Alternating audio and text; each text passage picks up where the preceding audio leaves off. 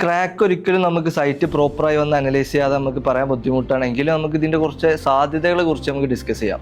ഈ ക്രാക്കുകൾ തന്നെ പല വിധത്തിലുണ്ട്. ഒന്ന് സെറ്റിൽമെൻറ്റ് ക്രാക്ക് ഉണ്ട്, പിന്നെ തെർമൽ റിലേറ്റഡ് ഉണ്ട്, മോയ്സ്ചർ റിലേറ്റഡ് വരാം, ലോഡ് ബിയറിംഗ് റിലേറ്റഡ് വരാം.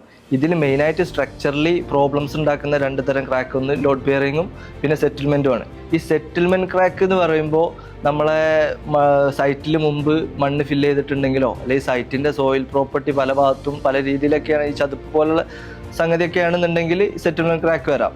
അതല്ല ഇനി ലോഡ് ബിയറിംഗ് ആണെന്നുണ്ടെങ്കിൽ ഓവറായിട്ട് ലോഡ് കൊടുക്കുന്നത്, ഈ ലോഡ് ഡിസ്ട്രിബ്യൂഷൻ പ്രോപ്പറായിട്ട് ഡിസൈൻ ചെയ്തില്ലെങ്കിലും ഈ ലോഡ് ബിയറിംഗ് ആയിട്ടുള്ള ക്രാക്ക് വരാം.